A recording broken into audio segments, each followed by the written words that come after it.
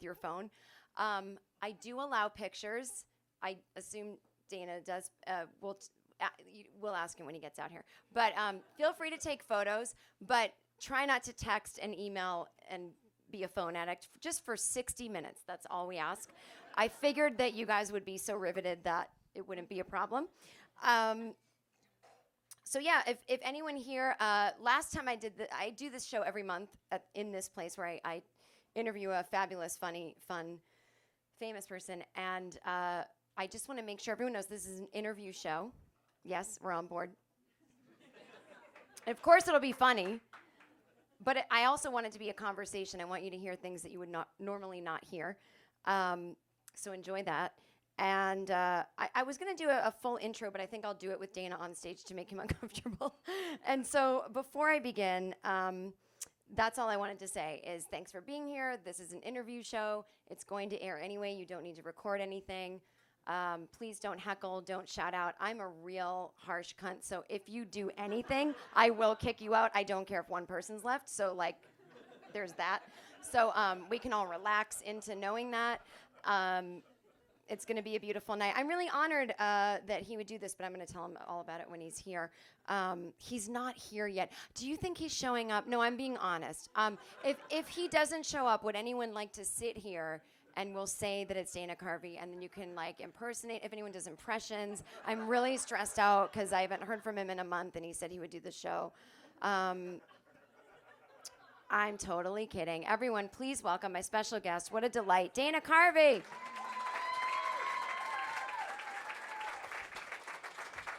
Thank you. Oh, we do. It's just like a talk show.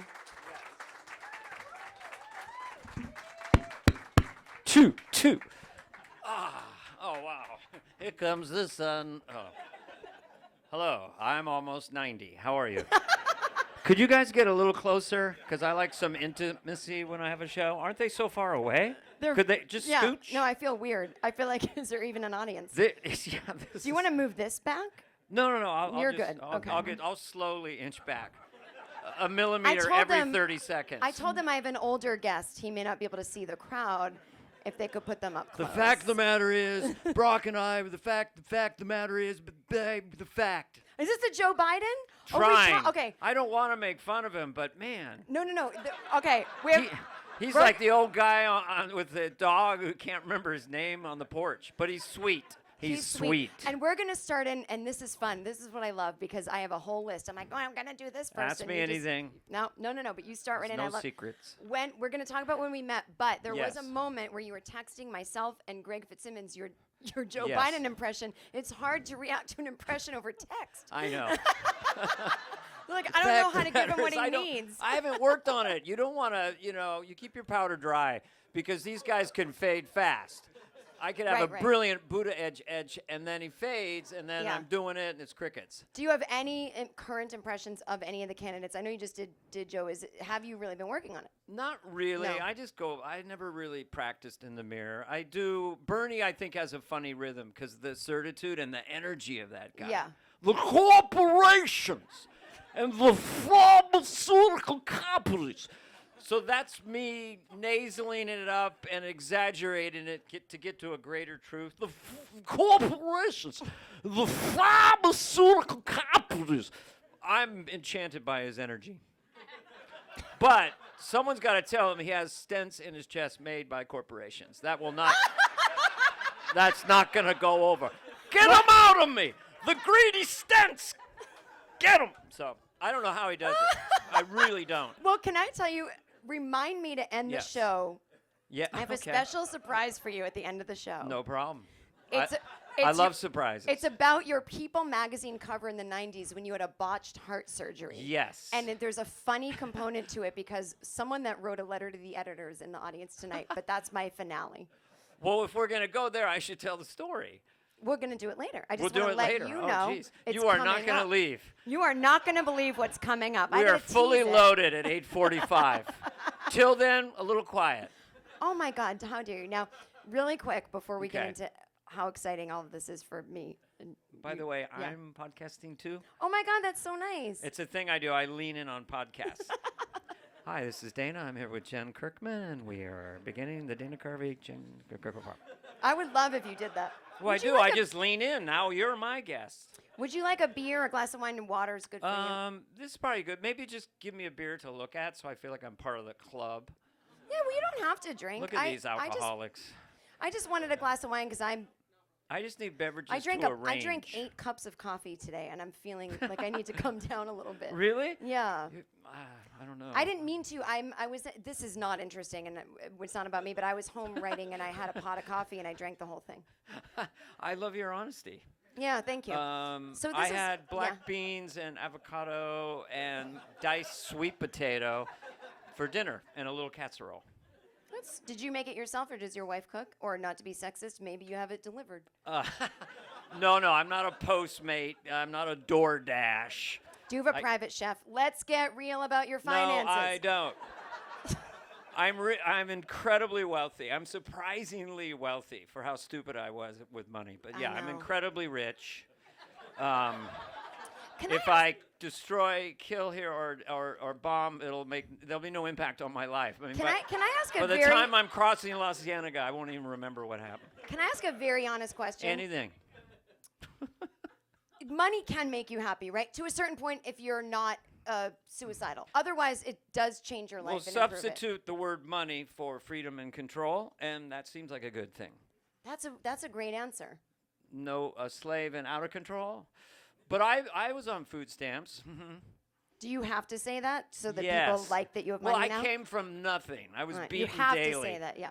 Because people just go, you seem so cheerful and happy. Well, this is why, and I'm going to circle it back, because they got uncomfortable with the money talk, and, they're jealous.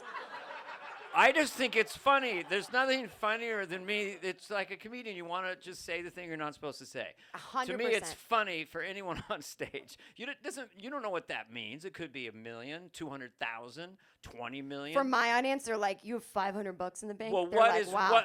what is incredibly rich? For me, most of these people, it could be like maybe a couple grand in the net worth. I know that to some people, if some people in my audience knew my bank account, they'd be like, you're fine, you're rich. To me, right. $20 million is, if someone said you have $20 million throughout Net. the rest of your life, here's 20. Yeah. I'd be like, oh, I don't know. Like, I'd be stressed out. Does that make sense? I don't have Right. anywhere near 20 million, but what I'm saying is when I fantasize about an amount of money, Right. 20. it has to be really high for me to feel safe. Does that make sense? Because you think Yes. of the famines coming up and the wars and the hoarding water. Like, it's not like our parents where they had maybe 100,000, they could live to 90. We need 30 million a year to feel safe. At least. Yes, and I feel very safe. Yeah. No. I just think it's funny. Whatever. It's fun to talk about money. No, okay, so here's you circled back to you were beaten Yes. daily, and that's why you're here tonight. Yes. Is I have you're gonna go, how is this an interview? You won't stop talking, but this is the No, most I love this. This is the most I'm gonna talk. This is so prepared. I warned you backstage that I was gonna talk up Yeah. front. Give me 3 minutes and then it's all you. 3? Okay, go ahead. We're going to have an intro. We'll be right back on the Dana Carvey podcast. Sorry, I'm just taking care of my business. Pop your Squarespace ad in there. All right, go ahead. We'll talk about how we met, but I want to talk about, then we'll circle back to big deal for me. Okay. We're going to get to all the topics I cover in the intro. Okay. Just let me get through it. Go right ahead. You have 30 seconds. It feels like an Olympic dive or something. Jen Karam will have 3.4 difficulty. Did you say Karam? Karam Kirkman, sorry. I know another woman named Jan Karam. I know Jan Karam as well. Yes, I know. We'll say those two names fast, back and forth. Jen Kirkman, Jan Karam, Jen Kirkman. Dana Carvey. I know him. He's a guy. He makes cakes. They called me Dana Car Keys in 4th grade, and They it did? brutalized me. I needed therapy. Why is my name related to an instrument that starts a vehicle? Shut up, Brian. It's so innocent sounding. Like, I'd be like, yeah, car keys are cool. I have a Ferrari. Well, what'd they do with you? Kirkman? They didn't make fun of my name. They made fun of my, my eyes used to be really far apart. And they drifted toward, like, the continents? What? It was a continental drift. So this kid used to go, Jen, they used to call me Hammerhead Shark. Well, I understand that. You get that? Then they go, Jen, if you want to see straight ahead, do you have to turn your head like this? Then, like 20 years later, I'm watching America's Next Top Model, and Tyra Banks said, people with their eyes far apart grow up to be models. Now, I didn't, but I'm screaming at the TV, yeah, Ethan, like 20 years later. But they call me Hammerhead. I like it. You did fine. You're looking good. Thank you. That's very sweet. Now, it's important for comedy to be cute. You are, Yes. as you know, a big deal. So this is a big deal for me because we were talking about this a little bit before, is that I'm such a fan, and I understand I'm definitely not a peer of yours, but as you want to mix it up and do some comedy, like people like me and people like you will run into each other. It's not unheard of, right? Right. But Right. to me, you're such a big deal. Be like if my mom saw like Princess Diana, it's like you're what I watched on TV in the 90s. You're in my DNA. I know we're going to discuss I get it makes this. you I get it. You're in my DNA is like, why would, I didn't know comedy was a job, so I'm watching you guys be funny. And I just thought if I'm an adult who behaves that way, just in general, that'd be Right. a win. Then I find Yes. out later it's a job. Kids today, they're watching TV as teenagers knowing these are jobs. I really did not. And so to even sit here with you is, I feel like I've achieved something, which I have not. But do you know what I'm saying? It's unreal to see you. And so I feel like, and correct me if I'm wrong when you're allowed to talk, is I feel the last 10 years I wasn't I'm so sure. loaded. I got a lot of stuff to say. The last 10 years I wasn't sure what you were up to. And I heard Right. you on Chris Hardwick's podcast and Pete Holmes. And I thought, well, that's not fair. Like the girls never get these cool guests. And I would love to talk to him. Like you said stuff that made so much sense to me and that revealed this other layer to you that I was like, oh, no wonder I was a fan of his. It was this psychic energy of, oh, you're doing this to survive your childhood and to make your brain happy, as you said. And then I Yes. heard you on Howard Stern talking about your fucked up family and all that. So to me, that I got to talk to you about very this fucked up. this is so exciting for me because there's a deeper level to how funny you are and all of the impressions and the rhythm of it all, which you had said, this makes my brain happy. Yes. So there we go. One last quick thing. When I do my little Take your time. silly interviews and people say, why'd you get into comedy? They think, you were so funny, you made the family laugh. And I never had the right answer, so I would just lie and say, yep, I listened to comedy albums and I made my family laugh. And deep down it was, there's yelling, there's screaming, there's panic, there's anxiety. I'm in my room making sounds because Really? I'm Yeah. relaxed. Yes. Continue. Definitely. Survives. All right. Chapter 1. But when The fact of the matter is, well, first of all, I don't didn't- know if these people know this about you, but you had a very traumatic childhood. Yeah, I was 5 kids, really sociopathic father, narcissistic, Yeah. like to inflict pain. Physical Anyway, pain. we'll be right back. Physical and mental. Well, I had 3 in front of me, and they were taking incoming, so I learned how to just survive by being just small and quiet, and Yeah. never make a fuss, never yell. You get a goblet in your face or a fist. So it's kind of the opposite Yeah. of what your armchair psychiatrist person would say is you weren't tap dancing to make mom and dad happy. You were hiding. Yeah, my mom she was in a bad marriage but couldn't get out. So Right. I was the 4th son and then a sister beneath me. So she made me her surrogate husband, which Woo. she went into therapy and told me later that I was her surrogate husband. So she, That's pretty amazing. yeah, but weird. I mean, when you're but I was emotionally, this is like in a lot of movies and books, I was emotionally responsible for my mother's happiness. Right. And for my father, he hated me because I could get good grades. And my nickname was Dane the Brain. And after that, he had it in for me. Isn't So it amazing? I- That's a complimentary nickname, but I think it's just because Dana. Dane, Brain. I don't think I was that smart. My brothers were all dyslexic, except for my brother Brad. So they were like C- students, but they Got were it. incredibly bright. But no one knew about dyslexia. You're So- right. Now, when did Is your this mom stuff go to therapy? interesting to you? Yes, I was worried about. He's going to panic when there aren't laughs. I wrote it down. Well, isn't that special? Not gonna do it. I'll dance and dance. I'm going to make you do all of that, by the way. No, I don't mind it. We're going from tears to laughter, the Dana Carvey No, story. I don't mind Now, quick talking about question. this stuff. This is how I would do it if it was just like 4. Yeah. So then am I nervous for 6? No, really. A dinner party 8, not a problem. Gets into 12:15, maybe they're drifting back there. The furthest person away I could throw a drink at. I could throw a drink at. So really quick, Yes. though, So what mother, age surrogate did your husband, yeah. mom go to therapy?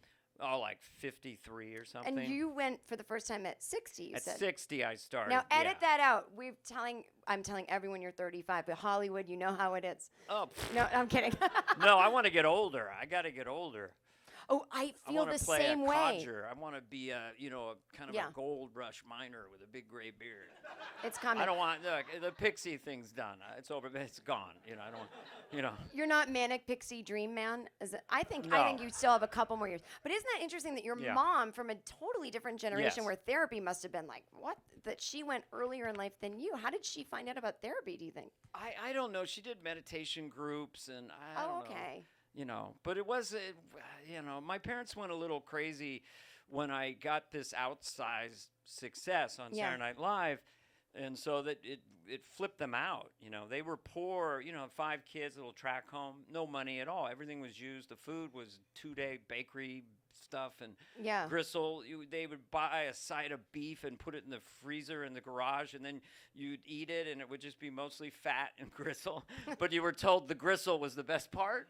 I never liked the gristle. It's like bone and fat, just like, What part? Where was this? In Northern California? Northern California, but Montana originally. Oh, really? And then Yep. when did you move to?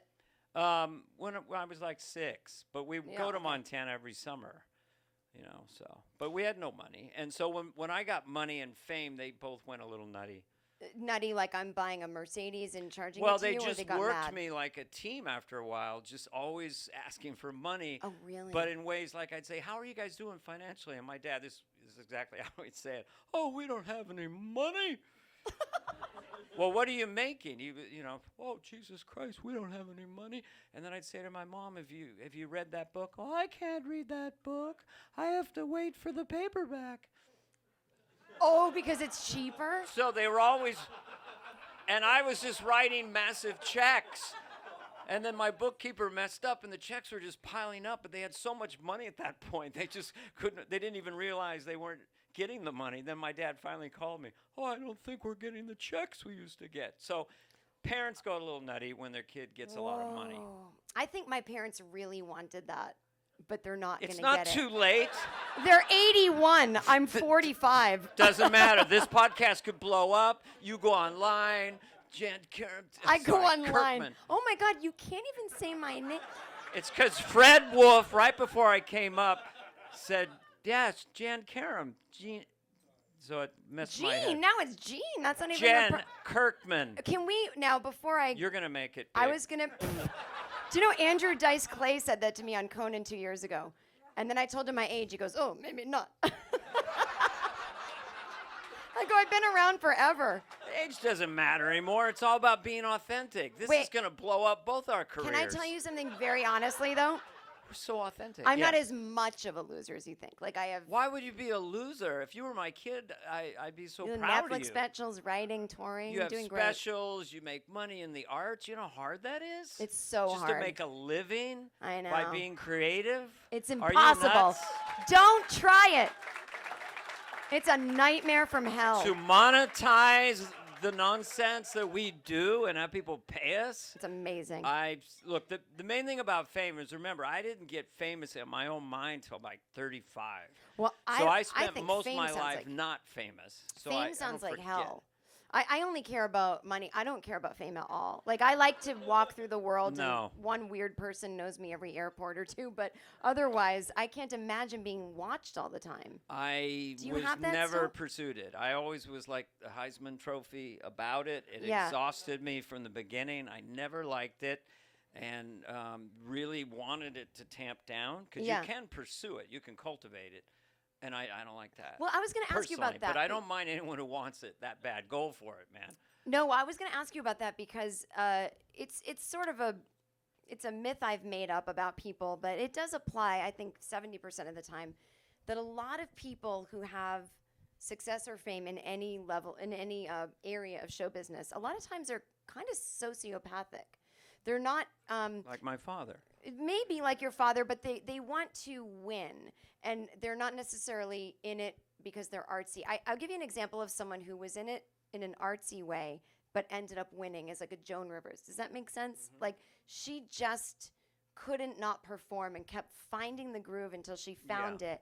Then after she found it, chased maybe some fame and money. But there's some people that are just like, I'm in this to get the prize, and they achieve it. That's okay. If and that's fine too. But you don't. I was going to ask you if you feel that way, because well, anything around this topic feels self-congratulatory in a sense, like, well, I'm not shallow like that. Anyone who wants to leverage their brand, and score points as far as being the wealthiest and the biggest, like, that is the idea, is to grow your brand. Cool. You know? I don't think it's bad at all. I just think it's interesting because I think I did call it a sociopath earlier, so I realize it sounds like but I do think there are people who are like, no, I don't want to do this unless I know it pays off. And they have a different, their brain is on a different track. And I wouldn't know how to get on that track if you paid me. And so I think I'll always be the artist, whatever, track. And so you seem like an artist who crossed into levels that usually only sociopaths get. I got so popular on SNL that I was put in some corporate movies that almost killed me. I just couldn't stand. So then I turned down 3 corporate movies. What's a corporate movie that almost killed you? Corporate movie, well, that would be Clean World? Slate or Trapped in Paradise. Oh, I see. Wayne's World 1, I was able to write my right? part, and I got to edit it. So that was the good one. Yeah. But these other corporate movies, I did one with Nicolas Cage and John Lovitz. And there's no sense of trying to make a great movie, but I was very naive about it, you know. Right. They threw $3 million at me for these movies, right? For each movie, but that's gross, not net. Anyway, Canada gets a piece. So then I was supposed to do Bad Boys. I had $3 million to do Bad Boys, and I was, developing that with Simpson and Bruckheimer. But I was in New York finishing the show. When I would come out, the script was terrible. They'd already given me a $500,000 advance at Disney. I tested with John Lovitz. It was greenlit. But at that point, I was very gun-shy about, so I turned that one down. Right. Then I wrote Hans and Franz, The Girly Man Dilemma, with Robert Smigel and Conan O'Brien and Kevin Nealon. And then Arnold decided he didn't want to do the movie, and then that one dissipated. Right. There was another And there's a side note, a great story about that. He didn't want to do it because a movie where he played himself had just failed, right? Yes. I didn't know what a movie star was, because Arnold would meet with me and be like, this is great, fellas. I want to do this movie so much. It's so funny. It's great with the people liking it and all these things. And the way he talks like that is very interesting. And I thought, wow, he's going to do it. Yeah. But he had 19 other movies in development. He was like... It's so funny because when you do meet someone of that caliber with that charisma, you feel like you're the only person they've ever met, and their insecurities are not on display in the meeting. Right. And so they'll tell you it's amazing, and then, like you said, you found out later he wasn't going to do it basically because of a giant insecurity. But he's not going to go, oh, Dana, I can't do the movie because I'm afraid people are sick of me. He also was just really street smart or shrewd, whatever you want to call it. Yeah. I don't know if it's the Austrian accent, but he was like, he'd say, I tell all the people, and these are just direct quotes. It's fun to do his voice, fun to inhabit this. But I tell people, in the room, we got to take away all the weapons and the science fiction and all the effects and all the car crashes and all these things. And we see in the room if the story works without all the things all around it. You're like, it doesn't. I know. And then later you see the movie, it's like, reload. But he made a fortune. I mean, he was good for him. Because in comedy, it would be the same thing. Let's see if the story works without the funny voices. Like, no, that's not the point of it. Yeah, comedy's weird. So anyway, I turned on the corporate movies, and I, romanticized, coming from the 60s, in my family, it was Dylan and the Beatles and Kubrick, and we were obsessed with all these things and all these movies, and Rod Serling. And so then you get into it, you kind of want to do something that maybe would be even a billionth as good as them. And that's always the goal. But, back to Hans and Franz, Kevin Nealon and I were offered the Nike commercial, the one, Just Do It, Hans and Franz were going to be the first campaign. It was with Just Do It. No, I didn't know that. But that was in the 80s before commercialization came in and it was hip to do a commercial. Yeah. So we were going to do it anyway. We thought it was really funny. But Lorne Michaels called me up and said, it's not really what we do. It's not what we do here. It's not what we stand for. You know. Well, like advertisements? Yeah, selling yourself out. And now in the SNL store in New York, they have, Conehead oven mitts for sale. Yeah, he really changed his mind on that. That's all right. All the hippies decide to get rich later on. Well, it's funny. I have a million things to ask you about really quick. I was watching I need to do a thing with you just for the sake of time. We'll get back to everything. Yeah. But I was watching one of your old specials. I want to talk about the one that you did. We talked about the OJ trial. Mm-hmm. But there's one you did after that where you start out like, hey guys, I know I'm just your average, like you say you're a boomer, but this is before OK Boomer. This was, maybe Right. 10, 15 years ago, where boomer was a good thing. It meant I'm a hippie, granola, I've got my Prius. Like you were naming all the things that Yeah. millennials now would be like, we're the people saving the planet. And that was what boomer was, which was this positive hippie, we're ahead of the curve saving the world. It must make you fucking livid that you're like, stop blaming my generation. Well, It makes me angry for you. I mean, some of the boomers hippies became yuppies, we don't give a fuck, but right. They Not talked you. about that in the Big Chill. No, there's all this timing of when you're born and stuff, and just by happen circumstance, the boomers kind of got all the money. We got the houses with all the equity. The millennials want Bernie because, they got screwed. They come out of college, they got giant debt. I Yeah. went to school, state school, it was $95 a semester. Debt here, is that what? Oh, really? Oh, sorry. there was so much groaning. I thought there was like a birth happening. Really? All right. Can we ask how much? Ballpark. Right now, like 65,000. Oh, And that's what did you- nothing. The corporations for 2 years. What are you studying? Oh, that's good. Oh, okay. I paid 20 grand a year to study modern dance. Well, can we have an example of what your money paid for? We cannot. Jen Kirkman more is going to wines. do a little more. No, but I worked it. I paid off my debt, but shit, that's a lot of money. That's only for what school are you going to? Well, you're a superstar. Don't worry about it. Oh, that's really hard to get into, right?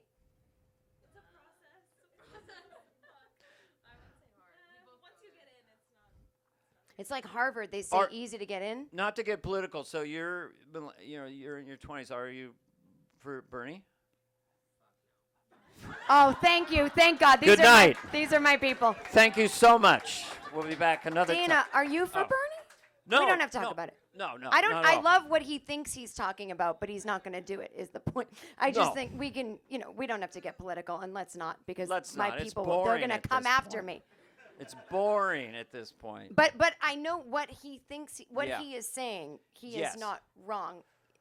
But hippies from Vermont say a lot of things. My sister's been married to 4 of them. My Right. sister lives in Vermont. She's 55, had 4 marriages. Every husband had this whole plan, but he never worked. And I just see Bernie, and I'm like, don't marry him, Linda.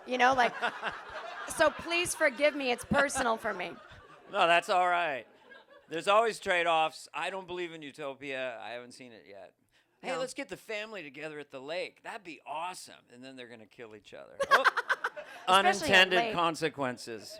Um, I'm amazed this whole country works at all. I mean, again, why, I don't want to be, because I feel like I don't want to be negative. I love this country. However, when I go to smaller countries Right. like your Amsterdams and your France and your Italy's, Your Amsterdams. And which your- is not even a your country, Frances. it's a city. Yeah. But Holland, your France, Yeah. it works because it's smaller. The things Yeah. that we love about them that we wish we had here, it works because it's smaller. Right. Well, we have these 50 states. You can go to Vermont and where Bernie's from and have a nice little kind of Yeah. Netherlandy vibe. You know, Yeah. it's Or you- homogenized. But it's really, we are an entire continent that does not make sense together. And in a beautiful way, it's beautiful, like family.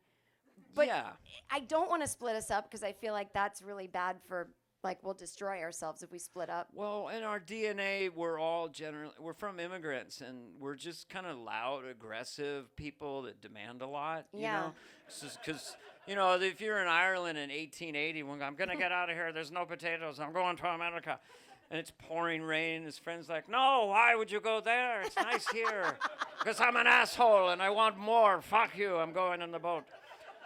There's 60 million of amongst us. We just complain and yell, but that's part of our charm. I think it is. You mentioned the Beatles, and I just want to do this really quick, and then we'll get back to talking to you about real things. The Beatles are real. Oh no, they absolutely are. But one of my favorite things that you do, and I'm really close with my mom, and I've Yes. heard you on Howard Stern, and Stephen Colbert had the same story on Howard Stern.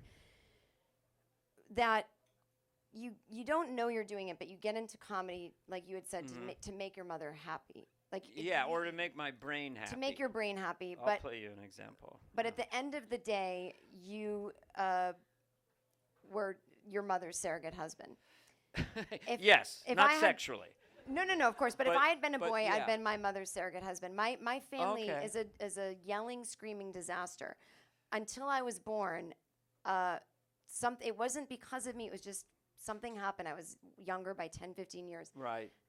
Everything sort of mellowed out, and I had this different experience than my sisters did, and I have this jovial, fun relationship with my parents. Nice. And my Okay. sisters are like, "What the fuck is this?" And I'm like, "It's therapy, it's comedy, it's whatever." Yeah. But when I did hear you on Stern, it opened my eyes to things that I ended up talking about in therapy, which is I do feel I'm responsible for my mother's happiness because she didn't have the same life I did. Yes. She married her high school sweetheart, had 3 kids, never worked, Mm-hmm. and just vicariously lives through me.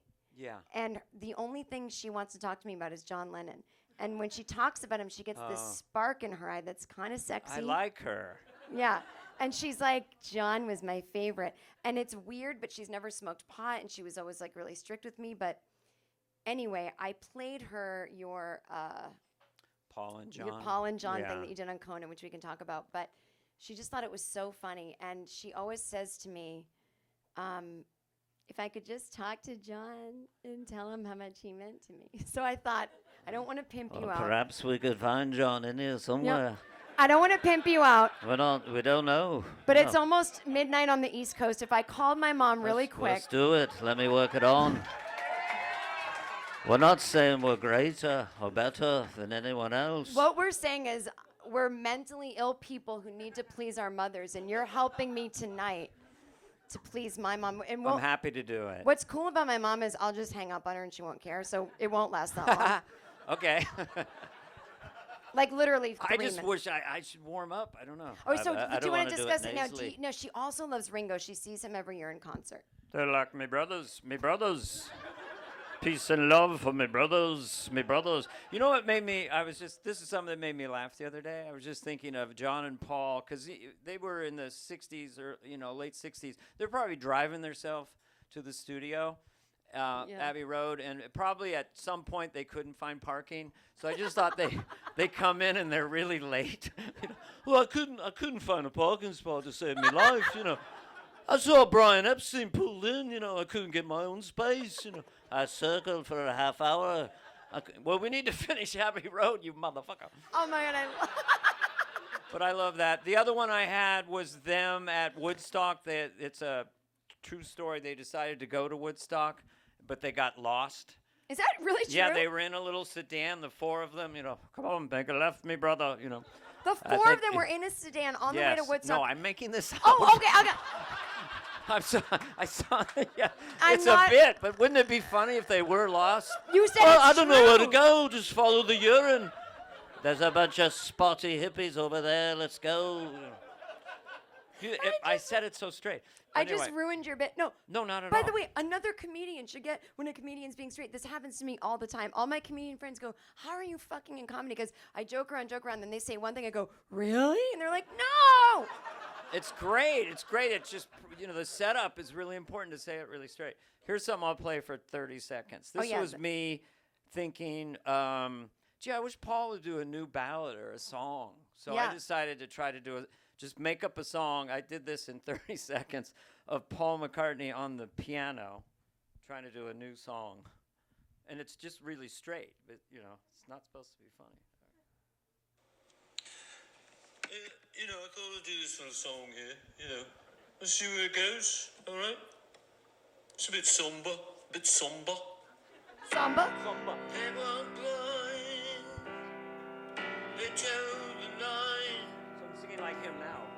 no one to blame, they didn't complain. So it sounds That's pretty fucking good, right? good. Yeah.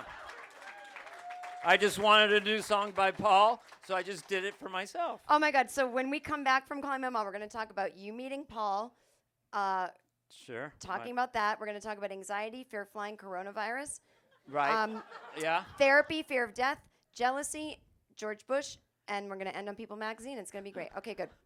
Oh, Is this really a commercial break? no, it's Calling My Mom break. Oh, let's call her mom. Okay, so I think I'm trying. What's her name? Oh, Joanne. But she knows John's not with us, so how is she going to buy this? I mean, Oh, she'll get what's Oh, she'll happening, I get it, think. Yeah. okay. I follow you Instagram. You have a show. I put 2 and 2 together. But you just be John. You just be John. okay. And then if you want to, you can say Ringo's here. But she doesn't like Paul. Okay. So you can have fun with that or not. But she goes, doesn't like Paul's Paul. a Why? goody. I don't know. I'm a John girl. And she gets real sexual. It's weird. She's only had sex with my dad. I think it's like a sex thing. Interesting. Okay. I like her. Okay. Oh, she's fun. Okay, here we go. It's midnight on the I'm East not Coast. talking as Paul, just a bugger. No, don't. She'll freak out. Why don't we do it in the road?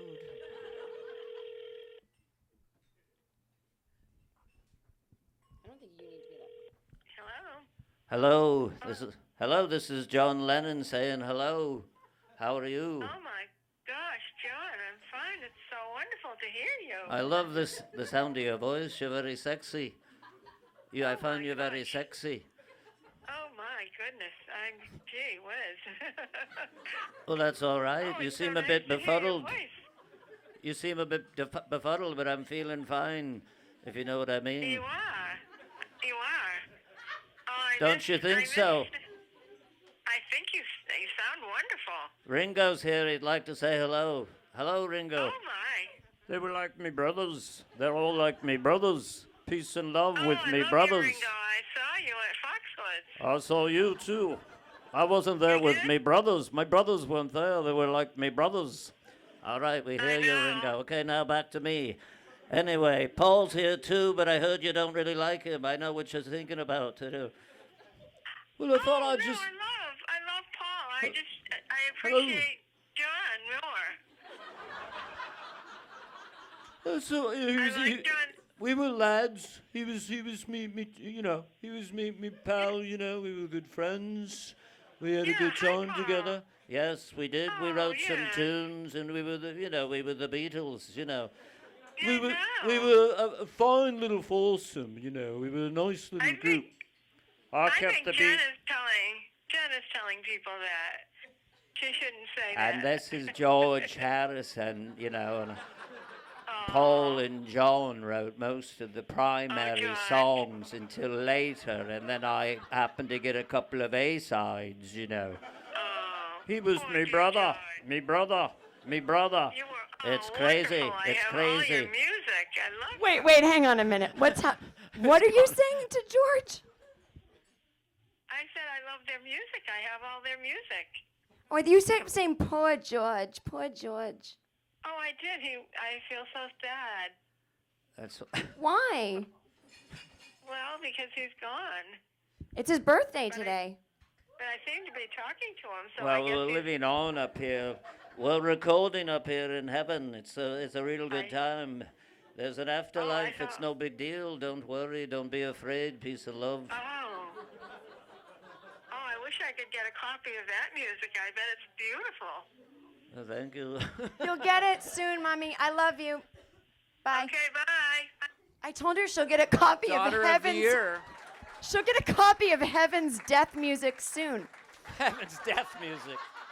She's 81. You just want to. Oh, you just made her life. She was doesn't- very sweet. oh, Yeah. She was. That's She was cool. I real like that. defensive about Paul. love Paul. That's fine.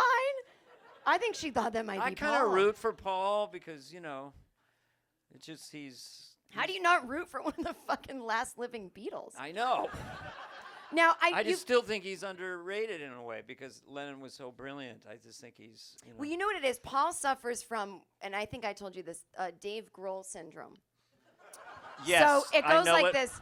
Kurt Cobain, Nirvana, John Lennon, Beatles. Yeah, I agree. Kurt kicks off. He was very angsty, screaming. Yeah. John Lennon kicks off early, screaming. Foo Fighters, Wings. You get me?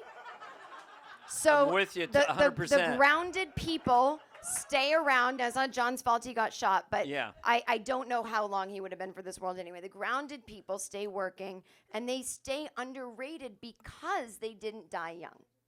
You in a cannot weird way. compete with that. Yeah, you can't Yeah, compete with yeah. Brando can't compete with James Dean in that sense, you know? I did a character. I don't remember the chop and broccoli thing I used to do. Oh, you well- know that little thing. Are you nuts? Well, I did a It's such a sketch big on deal. SNL with that character. We called him Derek Stevens, where the record company announces to him in a very serious meeting that he has to die to precipitate more sales. Wait. And they I have don't remember charts that. with Jim Morrison Oh and my Jimi God. Hendrix. No, it played to silence, It 'cause did. I Was it playing the like he's 12:55 a.m. Yeah. sketch? He was like, I don't want to die. Well, you have to because the sales will go up. So yeah, you can't compete with that. But Lennon always had those. Well, he was just supernatural. Just So who thinks, who there was does a story I heard, and I don't want to make you trot out like a story you've told, but my audience is always different from Not at other all. audiences. Whatever you guys want. Well, you told a great story. Oh. I've heard you tell a story about getting to meet. I mean, so you're a little kid in your bedroom listening to the Beatles, and you got Yeah. to meet and hang out with Paul McCartney in the Hamptons at Lorne Michael's house. You must know the story I'm referring to. Yeah, I have an arc with Paul. Weirdly, Please tell it with all the emotion of. Yeah, it is the- emotional. Cry. So I I- need you to cry. I'm playing a pizza parlor in Martinez in July. I get cast on Saturday Night Live. Oh, I thought you were plugging a gig. I'm I setting was like, up. I was like, you can do better. I know.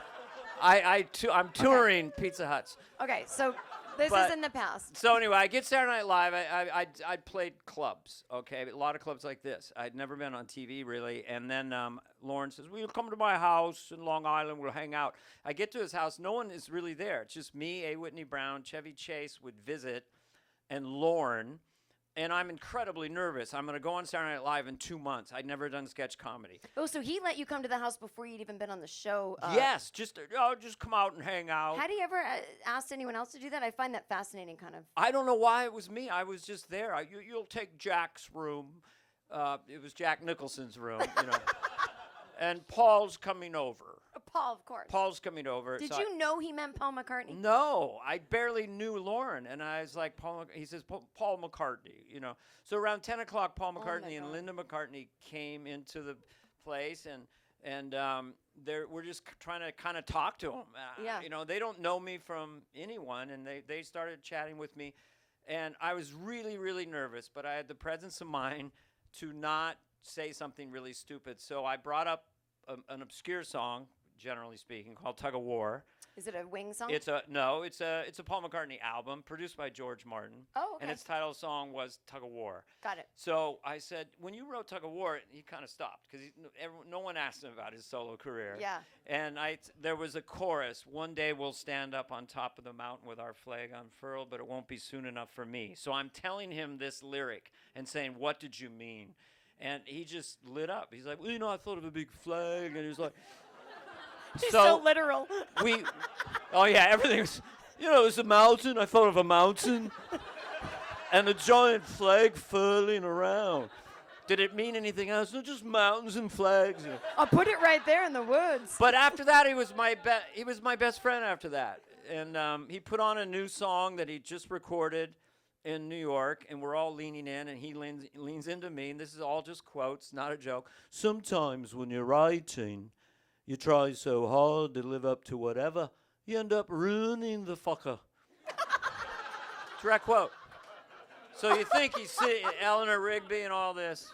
difficult. So they came over for 4 nights. We hung out a lot. We got to know each other. They were very sweet. They didn't barely knew me, and they came over. And then Linda comes in. There's only 4 of us in the living room, and she goes, Paul and I, we don't like that Paula's not here. They remembered the name of my wife, who was in L.A. doing her job. I didn't have her come out because everything I'd ever done had been canceled, or it was horrible. So I just thought, I said, well, this will only be on for 2 weeks. Yeah. And so they were very sweet. And then I didn't talk to Paul for 10 years or something. And then he sent me an album cover, Flowers in the Dirt. Hello, Dane. We're sending this to a few of our grooviest friends. They still have it framed. And then on the 40th reunion of Saturday Night Live, I was going to do a little piano thing, this medley in the audiences. Everyone's famous. Like, every face is famous. Tom Hanks, Jimmy Fallon. And Paul's there. The only thing I knew on the piano was the little downstep for the song For No One from Revolver. Your day breaks, your mind aches, you find that all... So I started to play that. So then he stands up and does the 6 shooters. I know, hey, Dan, you doop-a-doop-a-doop-a-doop. Doop-a-doop-boop. Oh my God. So, and Hanks was standing up. I know what you're playing. So that was that moment. And then at the end of the show, I was still in the Garth outfit. It's the good nights. I see Chevy Chase. Everyone's over there. Suddenly, someone's giving me a neck massage, and I looked, and it was Paul. Hey, Dan, good to see you. Just wanted to make sure your traps are a bit tight. That could be a song about trappy tights. Trappy tights, trappy types, So Now that you know him, you're like, it was John that was the problem, right? He seems so sweet. Always giving back massages. I don't know. He's like Abraham Lincoln walking around. I mean, he's so famous, people don't know what to do. So I think he developed this persona of, okay, hey, how doing? Because so many people want to just go, Yeah. You don't know how much your music meant to my life, and it's just, all right, da-boo-ba-doo. Well, I think you did the right thing. Like, when you talk to someone as iconic as that, they want to talk about what their interests are, right? So it's like, oh, I Yes. heard you love tablecloths. Let's talk about it. And for you talking about kind of an obscure song, Yes. instead of like, what were you thinking when you wrote, Right. the tax man? He's Let like, it "Was thinking be. about my-" Hey, let it be so great. Just Yeah. do something obscure. And actually, when he has talked about what some of his songs have meant, my mom was really Catholic, and she would say, Mm-hmm. Let It Be was about the Virgin Mary, and the Virgin Mary is a big deal to my mom. Yes. She's very resentful at Jesus because he's a man. She's like, but the Virgin Mary Yes. had the miracle of birth, and she fucking let it happen, and he came back from the dead. That's fine, but there was already a miracle. We keep erasing that one. So she loved the one She has a thing- lot of Yeah, time on her she's a hands lot- to think about stuff. Well, she wasn't allowed to work, Dana. Is but- that how she talks? That's you heard her. Yeah, I guess so. but Again, guess I just couldn't. took I every didn't book. have jobs then, But my point is that she really, it meant a lot to her that Let It Be was about the Virgin Mary. And then Paul was like, that was about me mother, Mary. Like, literally his mother. My mom was devastated. rather than She's the like, I thought it was Virgin, yeah. Mother Mary, not your fucking Mother Mary. Well- So sometimes people shouldn't say what things are about, Yes. Just keep it a secret. But I wanted to ask you about your wife. You had mentioned earlier that your mom, again, surrogate husband, but Mm-hmm. I know guys like that who have a mom who's too close with them. And it doesn't work out with relationships. Right. How do you have this decades-long wonderful marriage when your mom treated you that way? Like, how? Well, it was the 60s, so you didn't see your parents much. And I was just running outside all the time. I wasn't like my siblings would be out in the Interesting. park, and I'd be in the study with a sweater. Hello, mother, may I bring you tea? I get what you're saying. So it was an emotional She may thing. have wanted me, but that I was not that into that. I wasn't like this mama's boy, I Got it. like just It wasn't actually in your no. psyche as No, much as and my sister came along 3 years younger, and they were kind of like as well. You and your mom, just Yeah. thick as thieves. yeah. So I didn't really have it in that regard. That's great. It's Yeah. better for women than for men to have that. Okay, Yes, that's yeah, good. that a mama's boy, yeah, it would be very weird. We have like a threesome in a way, Which is, a lot of people, like, even if it's not about literally your mom, but a lot of men whose moms treated them that way kind of have a resentment at women. It makes it hard for them to connect with women. I so love that's women. what I mean. I didn't have that. None of that came out in therapy. Oh, that's great. Oh, You know. you dodged a bullet because that's really beautiful. So that you get these to have. mama's boys, they become resentful of women. Yeah, there's a because- steaming hot hatred. There's an Because- attraction to strong, powerful women because of their overbearing mothers. Right. But there's a steaming hot hatred underneath because their Right. mothers were not. I'm saying this as like friends of No, mine. no, I it's know have had interesting. this, My yeah. mom could not, really had trouble dialing long distance, was nervous, could not drive on the freeway. Yes. She was very, and my wife's very, very capable. So I didn't marry my mother. Oh yes, and And that's we'll be great. right back. Thank you. He didn't. Now a couple more things before we go. You Oh my got- God. do they have any questions? They're not allowed to ask questions. They're people. They're just We're in like a show rock. business. I know. We could bring in a new crowd and finish. Are you? How for me. afraid of you are you afraid at all of coronavirus? I'm dead serious. No. Seriously? No. Trump is literally saying it's not going to kill us, and scientists are like, in 4 weeks it's a pandemic, and people won't be able to do like public things anymore. Yeah. And you're going to get on a plane. And I don't really. I be was fine. fine right when it hit. I mean, I'm not gonna like dip my head in a vat of coronavirus, But what about it? You have to go on an airplane in 6 months, and it's out there. It's people are dying 1,000 a month. You're not worried? I don't really mind. I mean, whatever. I mean, I'm not really into like I gotta be here for at least 100 more years. No, that's true, that's if I'm true. taken out by coronavirus, that's kind of sexy. It is kind of cool. The only thing that sucks is a lot of other people have your same obituary, minus the Oh. SNL stuff. Well, I did a whole but thing on the coronavirus for my friend David Spade last night. I went out as I don't know who that is. He's David Spade. The most eligible bachelor in Hollywood. No, he's in a very serious relationship. He is. David? Yes. Yeah, I guess so. Kind of. I don't know. I don't know the latest. he told me he was. Oh, you know? Yeah. Okay. But I. Edit that out. Edit that out. That's where we met on that show. Oh, we didn't even tell our fun story. But I did Tony Montana again last night. Oh, that's right. I saw it on Instagram. And I did It's it. fun. Him talking about the coronavirus. Oh my, please. The way it started is that they eat an anteater. They ate an anteater with a nose. They chop it up and fry it up like a little grill. Olive oil, garlic, $2.99 for a half dozen. You chase it with a Corona. I can't talk anymore. I get hungry. So that's another iconic rhythm that I love. I don't know if it's not meant to be racial. It's Al Pacino's No, you're doing really, Al Pacino. really bad, weird, incredibly rhythmic, cool Cuban accent. I tell you about the origin. And David's going, origin, what's that? Origin. I tell you how it started, the origin, with the coronavirus.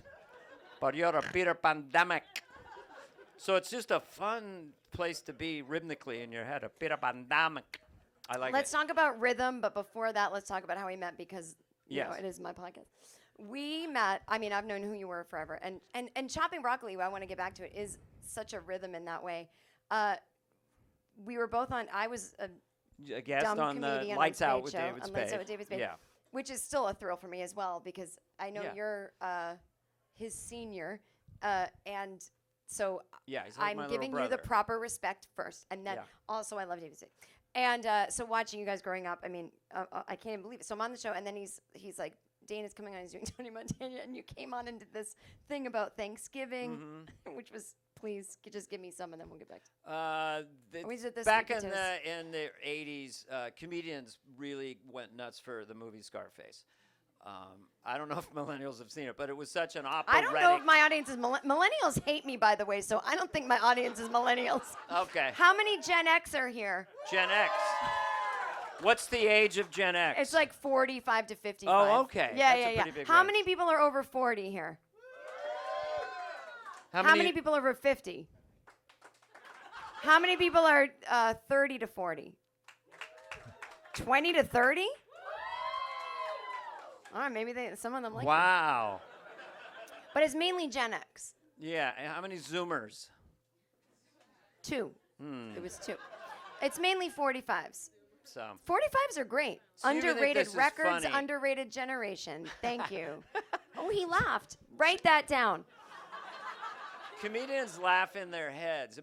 The funniest thing to me is when my friend's on stage as a comedian and goes all out, commits to a joke, and it plays to silence. Oh, it's amazing. That is the funniest thing. I There's love just no the better swing moment. and the miss and the fear in the eyes. Just he went. Nobody who doesn't hilarious. do comedy, nobody who doesn't do comedy understands what we find delightful. Like, I don't want to sit and watch someone doing well.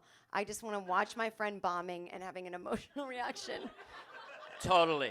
The reason the phrase class clown is singular, because if there were two of them, class clowns, one class clown would kill the other one.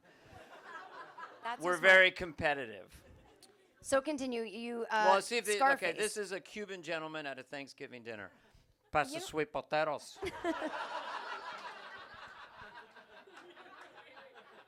But wait, I said he was like a gangster too, though. It wasn't just that he was Pasa sweet Cuban. potatoes. I don't know why that's never not gotten a laugh. I have no idea why. I've done comedy for 50 years. But pasa sweet potatoes. I like a carry yam with a marshmallow on top on Thanksgiving, but you don't got a carry yam. So just fun. Just Do you know what I loved means about that? nothing. It's like a big hill and a big thing on a flag. When I was watching it, I remember thinking it's fun because I love Thanksgiving. It's a comforting holiday. Right. I and this weird character loves these candied yams and these sweet potatoes. Right. But I know this year I'm not going to be in an environment on Thanksgiving that's fun, and so it's like it's fun for other people to hear a character doing a normal thing. There's a website called Right. David Bowie Does Normal Things, Yeah. and I think it's the closest. It's a visual. It's the closest to an impression that you could get, if that makes sense. It's him on a payphone or him writing something down. It's visual in that way, and it comforts you. I think that's what's kind of fun about it. Impressions is not just the rhythm, but imagining people doing normal things. Yeah. There's something kind of sweet about it. I think that it doesn't really work in big rooms, but being very specific about something in an ornate way that's madness would make my brain happy. Like part of the Tony Montana Thanksgiving dinner eventually gets really mad at the grandmother because I think she ate all the sweet potatoes. And then he goes in this long tirade about, I see you all the time, man. You like to eat. You like to eat. I look at you. You like to eat. You pick up a chocolate at Thanksgiving time. You stick your thumb in the back. You don't get a caramel. You put it right back in the goddamn box. But then he shames her.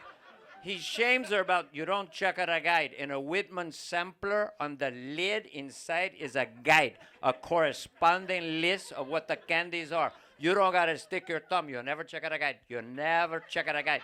And that, the fact that that's a bit makes me really happy. I can't do it in like a 3,000-seat theater. They're not like, what? What's he saying? You never check out a guide. You can check out a guide, but you never check out a guide. Do you know what you said once, which I loved, is that all of your characters, like you're so sweet and jovial, but all of your characters are passive aggressive and kind of mean. Yes. Which if everyone flips back quickly in their catalog of Dana Carvey characters, like Oh, yeah, they're all- oh yeah, church lady's mean. Like, but Garth Definitely. isn't mean, is he? Garth is not mean. He's the one really sweet, loyal character I do. And I He's- heard he's based on your brother. My brother Brad, the rhythm is basically my brother Brad, who we could call him. He talks like this. Hi.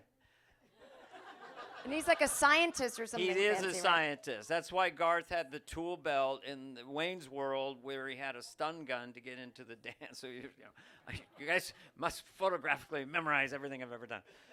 But They should. yeah, that was a rhythm. It was nice. But Church Lady's just very, also comforting in a way. Just being very, just sort of superior. Well, you know what's Well. All you do is we. We took on some student debt. It doesn't. You don't have to say much. It's just that rhythm. Do you know is it comforting that she is so secure in Yes, her life? it's like Judge Judy or Yes. something. Don't you wish it was that simple to be you? Everything's black and white. There's no apologies. Completely superior. Always Yeah. on the attack. Well. Our beer's getting warm and our fries are a little moldy. But I think you're the most nuanced explanation ever of what comedy is. It's not people trying to be big and get laughs. It's actually, if there were no audience ever, you would be doing these voices in your room Yes. alone to comfort yourself because we're all gonna die and it's fucking terrifying to be human. Yes. Capiche or no? Yes. Okay. I would say absolutely. It's definitely cathartic. But I know that I'm me. I mean, I'm not like a total schizophrenic around the house. But I will, just get into a rhythm. Oh of, yeah, no. But I know what I'm Yeah. just saying that like there's something about comedy that I love that has nothing to do with performing. Yeah. It's totally. just something I get to think about in my private moments that makes me happy. Well, it helps us survive. I mean, it's the old-fashioned sense of humor thing. I mean, Yeah. darkness and light are very close. I- Like if I was told like I was gonna live forever, I'd start screaming. Oh, Like I would Oh, just have a interesting. panic attack. You're never gonna get to die. You kidding? Because to me, being dead is just underrated. We've all been dead for trillions of years.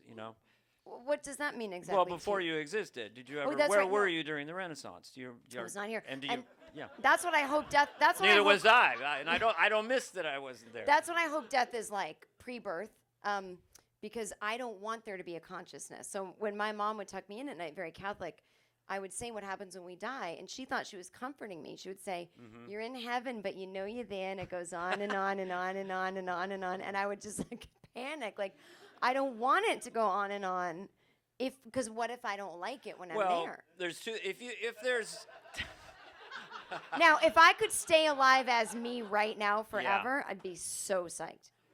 right, if you could just be frozen in amber, I just feel like if you go there, there's only one or two options. One is that you're told what infinity is. Like if God could do anything, could he make a rock so heavy he couldn't lift it? Like you would comprehend that and hold it in your mind, but then you Right. wouldn't be human. That's right. You'd be something else, and maybe that'd be better. That I might don't be know. fine. But when people What? talk about past lives, Yeah. you have to take them at their word, because nobody actually has a memory of being conscious in these past lives. So to me, it's not. And I'm sorry if I'm offending someone's religion. It doesn't make sense to me, or is of interest to me. I would love to meet the person who was offended by that. Oh, I don't know. Somebody Hey, out there is man. offended. I'm part gypsy from the 12th century, and because you just said that, I'm offended. But yeah, Okay, so you're comfortable with death, and yet you have anxiety. Do you find that counterintuitive? no, or it's just bioevolutionary stuff. We're wired for all this shit. We're probably going down. We will not survive social media. I'm not worried about coronavirus. I'm worried about Instagram Well, virus. that's what We won't survive. That's what I'm trying to explain to the millennials and the Gen Z, because although you might think of me as much younger, there's a Gen X boomer simpatico where we Yeah. were raised by the same people. Right. And I don't expect that I should be alive a certain amount of time with comfort. Right. So when young people are like, you don't care about the environment, I'm like, no, I care as much as you do, but it never dawned on me that I should live past a certain age. So they're like, when we're 40, it's going to be burning up. I'm like, okay, then you got to live till 40. Like, I don't get the drama. No, I'm completely serious in a way. There's this zen that our generations have that the younger people don't. Like, they're flipping out that they have to save everything. And I think both of us thought we had to save everything. But from a fun perspective, like, we'll do some comedy, we'll listen to some records, we'll date and kiss boys and girls, and we'll try to save things. And younger people now are like, we've got to save everything. And I want to go, oh, that's your ego, sweetie. You don't, and that's why Bernie appeals to them, because he's clinging to life, and they're clinging to life, and we're in the middle So they going, feel- it's not that big a deal, you know? There's something agree. there. Yes, I just think the expectations are so high now. I mean, for at least 20,000 years or whatever, it's just a bunch of peasants dying at 29. 100%. I'm 100 from Boston. All the gravestones are like 28. 28, 29. I mean, the poorest person in America right now has a lot better than the richest person in America 100 years ago. Oh, I was going to say, what? But you said 100 years ago. Yeah. 100 years ago. But maybe spiritually even better than the richest person now. Think about that, debt girls. Wow. You might be happier than Mike Bloomberg. You might be. You don't know. But isn't it kind of fun? If you read about history and all the peasants and everything and just some oligarchs and everyone's starving and diseased and you get syphilis and they just shake your hand. They had no medicine at all, and it seems It seems peaceful. peaceful. Right. There's so much pressure to live this perfect life. Just be a person and survive and then get the fuck out. This is Gen X. Oh my God, we need to go on tour called Gen X Boomer Advice, because they need the You have zen. you have it rougher, I think. The social media stuff, right? Because what about me? Like I said in the beginning, I'm incredibly rich and famous and stuff. And I used to go on social media and I'd see, were you ever funny and this and that? I'm like, ha! You know, I'm like really bummed Well, out. that's mean. Well, I know, but like, why would that affect me?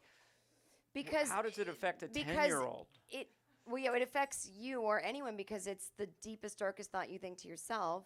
And if someone else thought it, then it must be true in your I lizard guess, brain, yeah. right? No, it wasn't what they said. It was the Oh. idea that they could get at me. They could get the message to me, and then I was reading it. Oh, It yeah. was just sort of, I wasn't taking it to heart. It's just like, Oh. they got me, you know. So I don't read comments, but I read other people's You comments. shouldn't. Are you on Twitter and the Instagrams and all the things? I'm on it all because I didn't want to be a grumpy old man. Well, I don't want no Twitter, you know. So What's I got your- on to try to understand the appeal What's of it. your name on Twitter? I don't know. Jan Karam. No, Dana. I don't know what it is. Isn't there a little blue check? I haven't. Yeah, but done do you the tweet Twitter. anything? No, I haven't done anything for a year. I don't know. Should I? I don't know. I just. No, it's not worth it. I Oh, don't, there you are. Is that you? I don't know. Oh, wait. What does it just- say? It just says, I post sometimes. oh, you're. I have more followers than you. Really? What do you have? That's awesome. How No. many have I got? I've never checked it. 225,000. That's You low have that- for that a famous many? listen, Jeez. It's I'm- 'cause- now I'm starstruck. finally. No, it's because you haven't posted something since November 2019. I know. I feel like I'm bad. Like I'm supposed No, to you do should. it. You don't need to. Like the whole point of life is to get to where you are and never have to do any of this shit. Like you missed. You got lucky. You missed this entire shit show No, that I I do have to think it's- participate in. Yeah. Like maybe one person sees this today. Oh, good. Like it's an. It's. I think it's very toxic. I think we will not Whew. survive it. I think that maybe if there's an apocalypse and scientists are digging through the rubble, there'll be a little device and they'll listen to it for clues of what happened, and it'll just say Zuckerberg, Zuckerberg, Zuckerberg. Oh, isn't he evil? He is definitely a robotic evil. Yeah, he's Just a bot. look at his face. Don't you wish you could impersonate his face? Like it's just like it's so dead. I don't know. Social media is toxic. I'm going out on a limb here. No, it's bad. All right, we're wrapping up, and we have 4 minutes left. And in 4 those minutes 4 for minutes, 19 subjects. It's the lightning round. I say that just to put you at ease. In those 4 minutes, no, Yes. we are going to end on the People Magazine thing, which I said really quick. That'll be a. Are you jealous of anyone? Speaking of anything, like who are you? Are you jealous of anyone? Jealous. What's the difference between jealousy and envy? I'm not sure. Hmm. I think let's put it friendly. Possession. Okay, let's put it friendly. Do you go? Gee, I wish I did that, but I don't think I'm going to do that in this I life. always wonder, about the idea of someone being happy in their brain a lot. Like, is it real or do they? Wouldn't that be great if when you're growing up, someone goes, so real quick, brrr, you go into this other person's brain and you'll know how they feel. There's friends I have, like a friend from high school who's just very, very different. His name's Chuck, and he's just a guy who talks like this. And, I went for a bike ride today at a real good times. And I just wonder what it's like to live inside that. I have coping mechanisms because, Well, it's funny because I thought my life was normal. So when I'm fascinated that you went to therapy for the first time at 60 because I think it Yeah. actually kind of makes sense. I went to therapy in my early 20s and I went, well, I don't know why I'm here. First of all, family life, totally normal. Everything's fine. oh. My therapist No. is like, oh my God, I could buy a boat. Like she just sees that kind of denial and is like, It is weird, the conflict of interest of like, But I think you I'll don't just know. skip next week. Really? I don't know. I mean, I might wanna... but you don't know because you've never been in anyone else's home or body or Right. mind. And then you go through the world and you meet people who aren't looking at things the same way you are or suffering. And you're like, Mm-hmm. that person's well adjusted. But then you meet like 70,000 of them. You're like, maybe it's me. Well- then you're 40. Then you're in therapy. Yeah, well, I think that the general, it's funny, you can hear things that are just kind of like arithmetic, but in that setting. The basic premise that this person said was that she meets people like me because I Yeah. feel responsible. I don't know whether it was from my childhood, but of taking care of people. Yeah. And what they would call empathetic, not meaning I'm nice, mean, or good or Right, bad. it can but be- just it can be a empathetic. Like I debilitating. would be thinking I hope this really goes well for you. It And could I be hope- codependent, people pleasing. Yeah, It's destructive. wanting Yeah. to be nice. It's the worst quality. Yeah, and No. I mean for the person. but the doing therapist it, said, yeah. I meet a lot of you.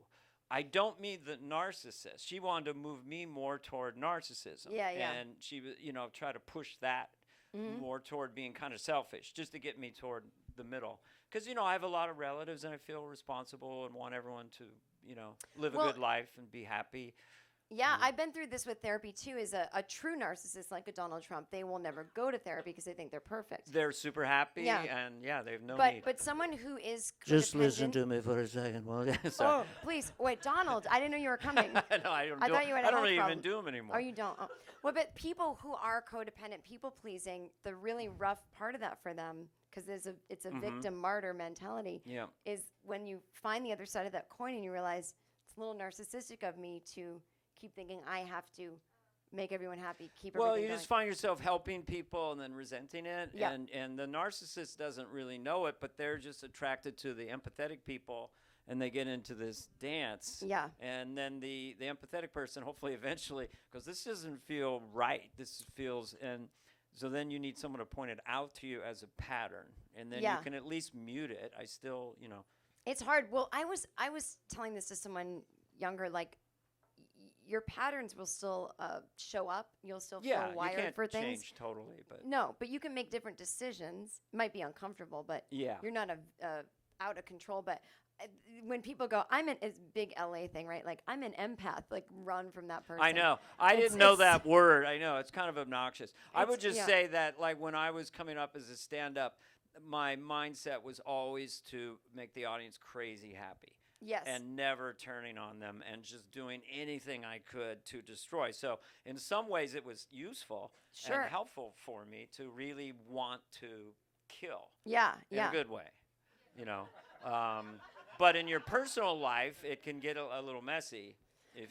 Well, I hope tonight was not a experiment in codependency. I hope you really No, not at all. enjoyed. Okay, No. good. Really quick before we get to People Magazine, I just want to just gush over.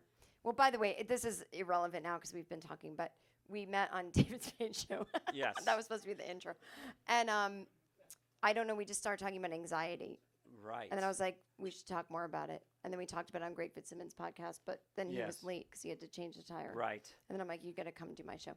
But we talked about I anxiety. don't know what it's like to live in someone else's skin. Like maybe if we switched, brains, you would start screaming like you are so. Wouldn't that be great? Like to I don't find really out? know, but I know that I do a lot of things to calm myself down. I paint, I play music, Oh, I you work paint? out really hard.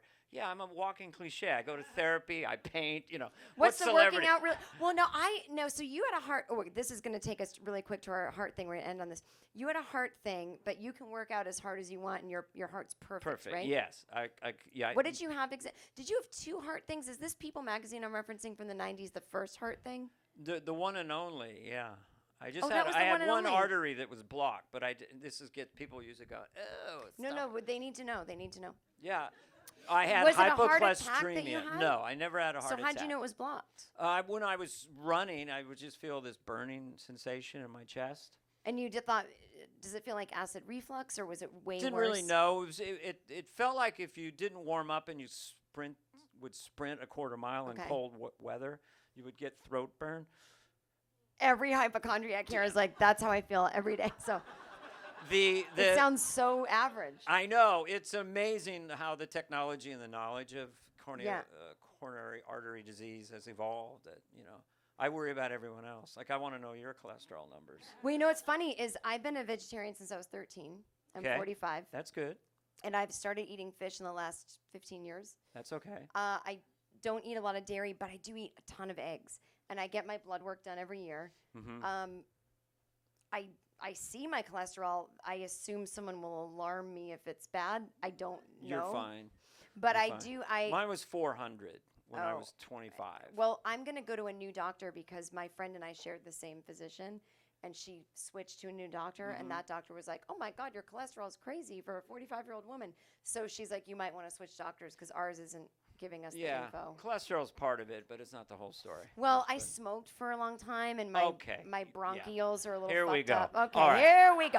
Here we go. Let's I get just down found to out it. from seeing a pulmonologist this year. So Gen Xers, we thought you start at 15, quit by 30, you're fine. Maybe for cancer, but I've been having breathing problems this year, and I went to a pulmonologist, and he's like, "What could it be?" I'm like, "I don't know." I'm like, "Well, I smoke, but I quit at 30," and he's like, "Well, that's a long time," and I go, "Oh," and he goes, "You don't think that affected you?" I go, "We always said," and he goes, "Who always said?" I'm like, "We said," or me and my friends, that it didn't affect us. That's He's just like, kind of funny to like be a chain smoker, but go, I'll do it for 15 years and get away with it. we thought the lungs repaired themselves. He said your lungs repaired themselves, but your bronchioles didn't. Your bronchioles are that of a 70-year-old woman. And I was Really? like, oh, that's why my voice sounds like this. Okay. If I make it to 80, I'm gonna chain smoke and just drink all day long. Well, look at I'm my just gonna be mom. like, what the fuck? Get out of here, man. My mom's 81, and she is bombing around the world and not drinking or chain smoking. She could get the coronavirus if She she's could. Oh my God. Now, real quick, this is the funniest thing. We must end here because I've kept you way too long. But this is the funniest thing that's ever happened, not to you, but to me. Okay. You're a delight, by the way. Thanks for being so kind. My and coming pleasure. on my This was show. easy. I don't know what. Can I I ask you? feel. Was I honest enough? Oh my God, you were.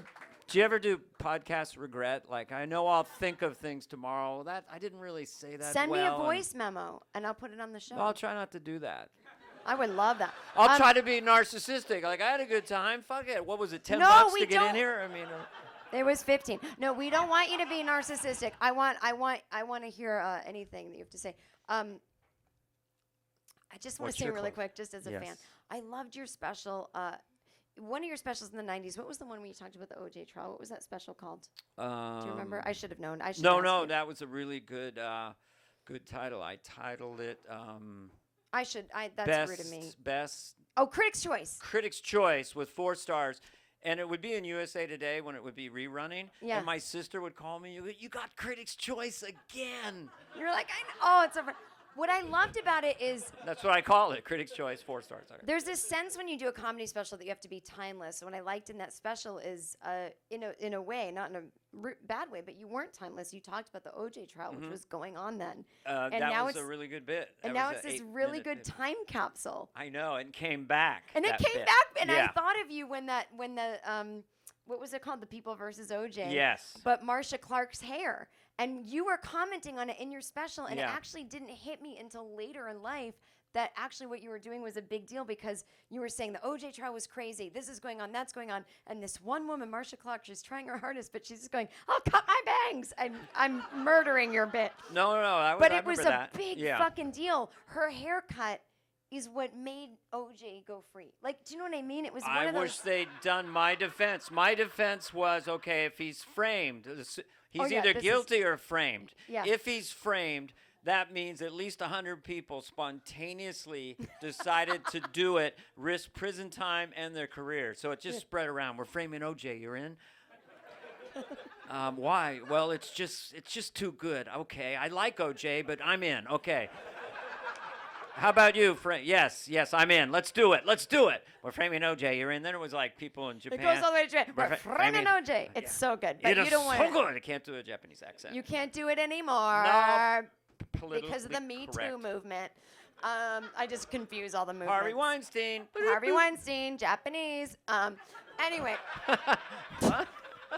But one of my favorite parts was you actually predicted this, like in my way, because I want to give comedians credit for everything. So it's not just you I'm blowing smoke up the ass of, it's in the entire Yes. comedy history, is that you almost in your own way predicted the complete, what is it called, like bullshitting of people, like now we have Donald Trump. So you talked about Johnny Cochran talking to the judge Right, yeah. and just kissing his fucking ass and Yeah. and please Might I let say the honor's very handsome today. Yeah. A beautiful tie. Yeah, I know. I was doing. I Because- did the is whole. it- and but I'd like to have sex with you on it. Anyway, Anyway. my favorite part is you go, why are we even having a trial? That being said, I'd like to play some jazz trumpet for y'all. Oh my God. Oh yeah. I remember That that. God, you know rhythm- it better than me. Because that rhythm makes me happy. Yes!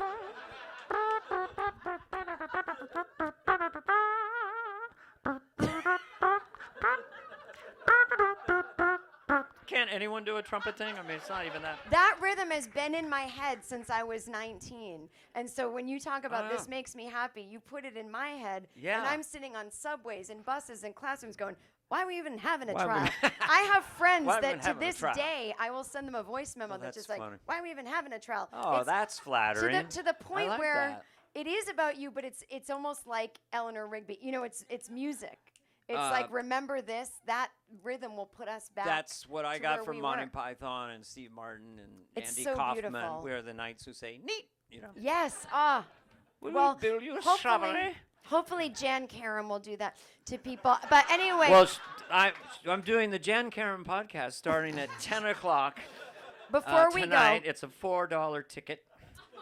my dear Jen friend Kirkman. my dear friend Justin, who's here in the audience, when I was telling him about the show tonight, he's here. He said, "Oh my God, he got People magazine. This is the cover." Yes. Okay. Yeah, I know. And this isn't Horrible. just a picture of it. This is his People magazine that he took a Oh, picture of. funny. So, really quick, on the cover, People magazine, Dana Carvey's medical nightmare at 42, the Saturday Night Live star dropped from sight. For the first time, he talks about his 2-year ordeal and the botched heart surgery that could have killed him. So, I don't know if you know this, because why would you be reading the mailbag? But there Right. were you talked about how the doctors accidentally left something in your body, right? No, the surgeon who was having a bad day, Okay. he bypassed the wrong artery. It's like you're going to attach a hose to the tree trunk, Yeah. but he attached it to a branch. So he didn't hurt me, but then I had to go in and get another rotor angioplasty. Got and then it. that one is still wide open. But my cholesterol went from 400 down to like 80. So God. Okay, so Yeah. there's this article about how you went through all that. And I Yeah. guess all of these people were writing in like, God forbid a surgeon makes a mistake and this rich Hollywood asshole has Right. to did you know about that? Well, yeah, this was while the trial was going on, so I didn't want to sue the guy, so I had to because what is he going to do to the next person, right? Because he just said, looks good to me. If he'd called me up and said, man, I am so sorry, Got it. Okay. I would have never sued him. But he said, nope, looks good to me. So then I went into Jimmy Stewart mode. You know, you can't just do that to a man. Because I was sort of I could have kept it quiet. I thought I was in San Francisco. I was in the courthouse. I came out, and all these photographers were there. I was like, holy shit! shit. What did they care about me? I was just living my life up there. And then I helped them. They wanted pictures. I said, here, my wife and I will pose here. I framed it for them. Yeah. And so we had to do the trial. It was exhausting. They pay witnesses to lie and the whole thing. So there was a man with a bow tie and glasses on there every day. So this woman from 2020, ABC News, came over Yeah. and said, hi, 2020 News. And I go, oh, okay. Hey, you do me a favor, find out who that guy is. So he comes back and says, he works for the insurance company. I go, do me another favor. Go over and tell him. Oh, it's David Spade. Go over and Picking up. I don't know who this is. Yeah. I can't. You said Anyway, David Spade. so I said, go tell him that you're going to do a story on the insurance company. She goes, I did. I told him. And then my attorney came over like 3 minutes later and said they just settled. But I gave all the money to charity. I gave it all away. Well, that's sweet. Well, It's a lot of money. the point I'm making Mm-hmm. is that my friend, who at the time was probably, how old were you, Justin? 19. So he's this kid in the Midwest, Yeah, hearing this. a gay. You know how they are, very sensitive.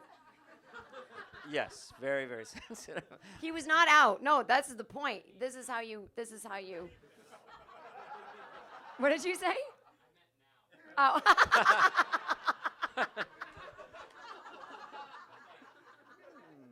But he wrote, so all the mailbag people were like, fuck this Hollywood asshole who fucked up a doctor. And then he wrote in, 19 years old, Oh, really? So you're in the, okay, Yeah, this so is this is so him. this is a real thing. Yeah. Okay, what did he and say? he's sitting right here Oh, now. I love it. He's only 19. I forgive you. Now he's 40. 40. But he wrote it at 19. No, he wrote in defense of you the He did. week after all of the assholes. Oh, okay. See what I'm saying? Oh, wow. He read the article, then That's he read nice. the next week's Yeah. paper with all the assholes. Fuck Dana Carvey. I don't know how they would be mad at you. Right. Then the third week after that, his letter hits. Oh, funny. Mailbag. I was appalled to see people write in suggesting that maybe Dana Carvey should lighten up because his doctor's mistake was only human. It is only human when my dry cleaner misplaces my shirt. It is only human when my server brings me the wrong dish. We do not pay our doctors hundreds of thousands of dollars each year to be only human. I certainly hope that these readers never have themselves or a loved one realize what it's like to have an only human doctor, Justin Root, Studio City, California. He's here tonight, everybody. Wow. Right? Isn't that great? I never would have done that at 19. So I want That you to is know. confidence. You hate the internet because of the comments, but in real life at the Jen Kirkman Show, we've got the best commenters Wow, that is live awesome. in studio. Thank you, Dana Carvey. After You're all a these delight. years, my pleasure. My Thank pleasure. you. Now run away up to the secret entrance. Out Nobody the bother secret him. entrance. Nobody bother him for pictures. Run away. Run away. Run I'm away. gonna cover Okay. for you Thank while you you very run. much. I hope you Thank enjoyed you, it. Dana. Oh, they love it. Jen Kirkman, ladies and Thank you. gentlemen. I am we did the here. hug on the way Oh, a in. hug, yes. Okay. Run away. Run.